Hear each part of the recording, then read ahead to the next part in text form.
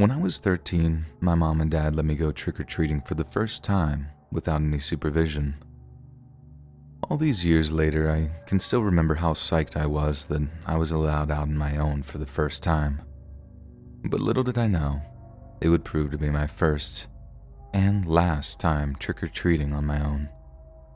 So at around 5:30, me and a few of my middle school buddies all got together and started walking from house to house. But we were faced with something of a problem. Some of the fancier houses, the ones with spookier decor, were so jammed up with kids that some had literal lines forming down the driveways. So, not wanting to line up for our candy, we figured we'd be smart and knock on the houses that no one else was knocking at. This was not a smart idea for obvious reasons, as the houses with no decorations sometimes just tell you to get lost or pretend not to be home at all. Anyway, we knock on this one house, and instead of getting some grouchy grown-ups, some kid the same age as us answers the door. We didn't recognize him from school or from hanging around the neighborhood, so we're kind of confused, like, trick or treat? All before the kid just slams the door in our face. Feeling suitably rejected, a few of us go to just walk back down the driveway, but one of my friends is like, nah, screw this kid, and knocks on the door again. The kid answers and my buddy sings, trick or treat, before striking this dumb pose as if to be like, screw you. The kid then absolutely explodes and screams like, you knock on my house again, and I'll kill you, before slamming the door again. Again, most of us are like, dude, let's just go. But this one friend of mine is basically like, oh, it's on. Shoves his finger into the house's doorbell and keeps it there, resulting in this long, solid brrr sound. Even over the buzzer, you could hear the kid running back towards the door from the other side. Only this time when he opens it up, he has this huge, gnarly-looking blade in his hand, like a sacrificial dagger in design, but at least the length of his forearm.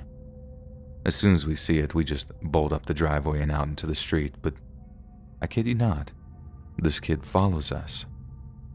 We managed to maintain a steady distance between us as we ran, and the kid wasn't all that fast of a runner. But in all of our dumb costumes, we couldn't run as fast as normal, so we're in serious danger of maybe tripping, falling, or just slowing down enough for this psycho knife kid to catch up to us. I think the worst part was when we saw some lady taking out some trash and we ran to her for help. She just looked at us like we were playing a prank, and then when she saw the knife, she just bolts back indoors too. I swear to God, that was the worst feeling, thinking, my God, no one's gonna help us. Then, I remember seeing the fastest of us like swerving over to some house on one side of the street we were running down. Then, only when I got a little closer did I realize he was bolting into an open garage. We all follow, and we managed to pull the manual door down just in time to shut out the knife kid, then starts kicking the garage door. This summons the homeowner into the garage, who's obviously like, what are you doing here? But once we explain the situation, the guy runs off to call the cops. We're still in the garage, shaking and panting, still terrified the kid is going to break into the guy's home somehow. But the next time the homeowner reappeared in the garage, he has his cell phone in one hand and a gun in the other. Only then did I actually start to feel safe. Like I'm not even a gun guy or anything like that, but I saw that thing and just thought, okay, if the kid gets in, he's done. And in the moment, that actually calmed me down.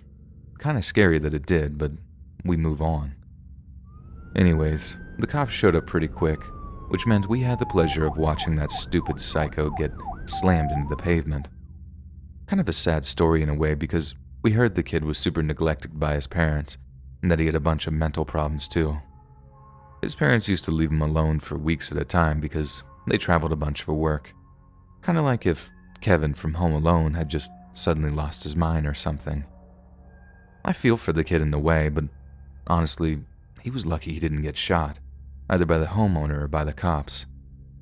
And we all hate that kid to this day because, after that, we weren't allowed to go trick-or-treating until we were way too old for it anyway.